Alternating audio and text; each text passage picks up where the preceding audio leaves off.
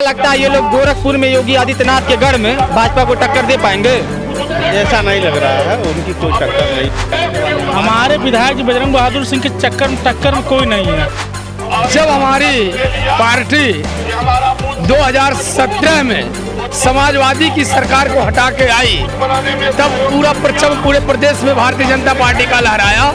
तो इस समय तो हमारे देश और प्रदेश में सब जगह सरकार है। इस नाते बहुत बम्पर सीटों से ऐतिहासिक पूरा पूर्वांचल में 1-2 सीटों को नहीं कहा जा सकता है, ने पूरा पूर्वांचल की सारी सीटें बीजेपी के पक्ष में जनाधार है।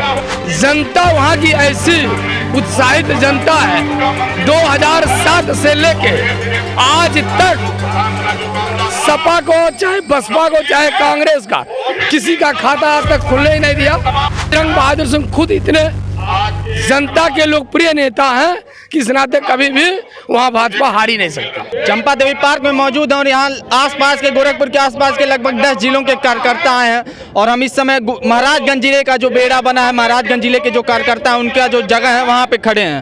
और हमारे साथ इस समय महाराजगंज जिले के जिला अध्यक्ष परदेसी रविदास जी हैं।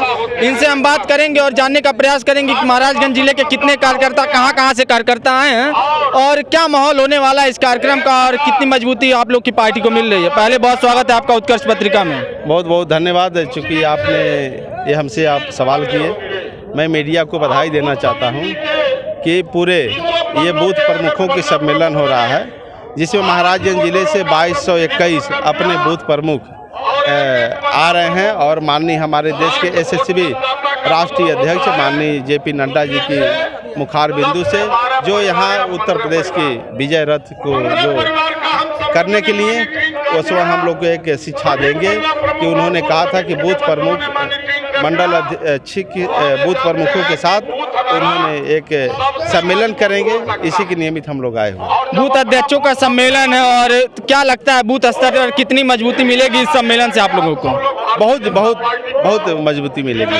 आपके जिले से कितने कार्यकर्ता हैं? महाराजगंज जिले से हमारे जिले से 2221 हमारे बूथ प्रमुख हैं, वो हमारे जिले से आए हुए हैं। ये बताइए, गोरखपुर योगी जी का शहर है, योगी जी मजबूत है यहाँ। इसी गोरखपुर में इसी पार्क में 10 दिन पहले प्रियंका जी की रैली होती है, वहाँ भी काफी संख्या में भीड़ आती है। इसी गोरखपुर में अभी 1 हफ्ते पहले अखिलेश यादव की विजय यात्रा आती है, वो भी भीड़ बहुत उसमें होती है। क्या लगता है ये लोग गोरखपुर में योगी आदित्यनाथ के गढ़ में भाजपा को टक्कर दे पाएंगे? ऐसा नहीं लग रहा है, उनकी कोई टक्कर नहीं है। भारतीय जनता पार्टी के बराबरी की कोई टक्कर नहीं है। जो प्रियंका जी जो आई तो वह आम सभा की, समाजवादी पार्टी की जो आम सभा की है, और हम ये बूथ प्रमुखों की सम्मेलन कर रहे हैं। आम सभा और सम्मेलन में बहुत अंतर है। ये प्योर कार्यकर्ताओं की है, जो अपने बूथ पर जो चुनाव लड़ते हैं, जो भारतीय जनता पार्टी के कार्यकर्ता जो एक वोट डलवाते हैं, ये उनका सम्मेलन है, न कि आम सभा है। तो हमारे साथ जिला अध्यक्ष महाराजगंज से कुछ और लोगों से बात है। आप कहाँ से आए हैं? महाराजगंज से। बताइए, क्या लग रहा है, क्या माहौल बन रहा है? 2022 में आप लोग मजबूत हैं कि विपक्ष टक्कर दे रहा है सपा? कहीं कोई टक्कर नहीं, हम लोग बहुत मजबूत हैं। आप कहाँ से आए हैं सर? आनंद नगर से। महाराज आनंद नगर फरेंदा विधानसभा से। आपके विधानसभा का क्या माहौल है, फरेंदा विधानसभा का, और 2022 में क्या लग रहा है किसकी सरकार बन रही है? आप भाजपा ही हैं, और लेकिन फिर भी विपक्ष के रूप में कौन मजबूत है, कौन आप लोग को टक्कर दे रहा है? 2022 में क्या मुद्दे होने वाले हैं? हमारे विधायक जी बजरंग बहादुर सिंह के टक्कर में कोई नहीं है, क्योंकि यहाँ केवल देखने के लिए कई लोग हैं, लेकिन है कुछ नहीं। केवल फरेंदा विधानसभा में बजरंग बहादुर, बाकी कुछ नहीं। बजरंग बहादुर बस। फरेंदा विधानसभा में बजरंग बहादुर सिंह की स्थिति मजबूत बताई जाती है। हमारे साथ उन्हीं के छोटे भाई साहब हैं छट्टू सिंह जी, जरा इनसे हम बात करेंगे और इनका माहौल जानेंगे कि क्या स्थिति है फरेंदा विधानसभा में इन लोगों की, और 2022 में भारतीय जनता पार्टी को कौन टक्कर दे रहा है और कितनी मजबूती से चुनाव लड़ रही है। जब हमारी पार्टी 2017 में समाजवादी की सरकार को हटा के आई, तब पूरा परचम पूरे प्रदेश में भारतीय जनता पार्टी का लहराया। तो इस समय तो हमारे देश और प्रदेश में सब जगह सरकार है। इस नाते बहुत बम्पर सीटों से ऐतिहासिक पूरा पूर्वांचल में 1-2 सीटों को नहीं कहा जा सकता है, नहीं पूरा पूर्वांचल की सारी सीटें बीजेपी के पक्ष में जनाधार है। विपक्ष आरोप भी लगा रहा है और महंगाई भी कहीं कहीं मुद्दा बन रही है। देखिए पेट्रोल के दाम बढ़ चुके हैं, सब्जियों के दाम अगर देखा जाए तो सरसों का तेल, महंगाई भी मुद्दा बन रही है। तो क्या लगता है ये सब आप लोग को चुनाव में नुकसान देगा? महंगाई के मुद्दे पे हमारी सरकार बहुत गंभीरता से काम किया है। आज तक 70 सालों में कोई सरकार कभी भी 10 रुपया 12 रुपया पेट्रोल डीजल कभी नहीं घटाया था। ये सरकार एकाएक महंगाई देखते हुए जनता के भरोसे पे खड़ा उतरने के लिए 12 रुपए घटाने का काम किया सरकार। और इसके पहले जितनी भी सरकारें थी 2 रुपया 1.5 रुपया 1 रुपया आज तक घटाई इस सरकारों के लिए। आप लोग महाराजगंज जिले से हैं, ये पूरा बेड़ा बना है, महाराजगंज के कार्यकर्ता हैं और आप फरिंदा विधानसभा से हैं। जरा आपके विधानसभा की बात करेंगे। आपके विधानसभा में क्या लग रहा है, कौन आप लोग को टक्कर दे रहा है और किस हद तक आप लोग लड़ाई लड़ रहे हैं फरिंदा विधानसभा में? फरिंदा विधानसभा में हम अपने मुंह से क्या कहें, क्योंकि हम तो माननीय विधायक जी के छोटे भाई हैं।